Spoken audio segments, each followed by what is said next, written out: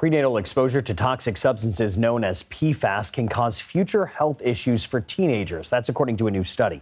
Also called forever chemicals, thousands of these human-made substances are used to make products resistant to water, grease, and stains. They can take decades to break down, and over time, they can also build up in the environment or worse, in the body. The study published in the Journal of the American Heart Association Thursday found that exposure to these chemicals before birth can be linked to higher blood pressure once a child is in their teens. Researchers also found that the risk of elevated blood pressure due to forever chemicals is higher in boys and in Black children.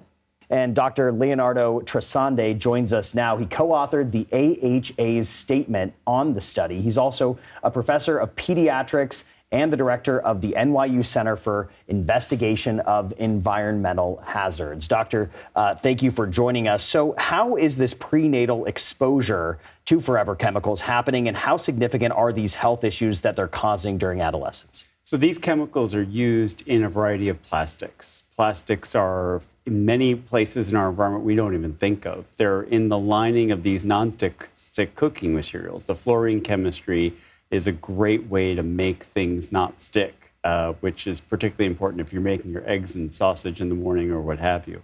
And what happens is that these chemicals get into our bodies through diet, typically, and we absorb them. And unfortunately, they cross the placenta in mothers who are pregnant. And then these chemicals not only cause inflammation in the linings of blood vessels, but they cross over and then they program our metabolism such that babies are born in a way that they have an unhealthy risk for cardiovascular disease in later life.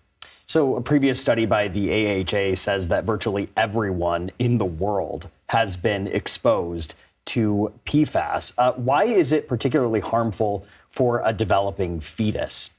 Well, in early life, what also happens is the baby doesn't grow as well.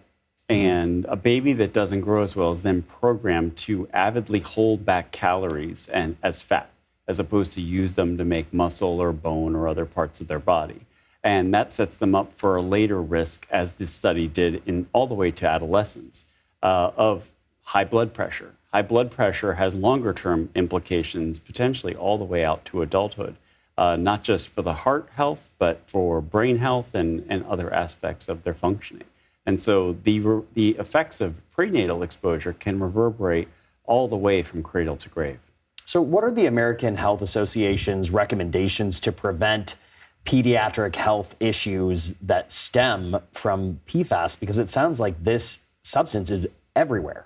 Yes, there are safe and simple steps we can all take to reduce exposure. So one thing is just to talk to your doctor about it, because there are communities across the United States. 100 million Americans have enough PFAS in their water to contribute to disease and disability across the lifespan. The National Academy of Sciences suggests clinical testing for these PFAS and then steps taken to monitor populations that are highly exposed based upon the levels measured in the serum. In addition, we should suggest that people not use nonstick cooking materials and substitute cast iron and stainless steel. If they have high exposure through the water supply, they perhaps should consider filtering with reverse osmosis filters or other materials to reduce their exposure.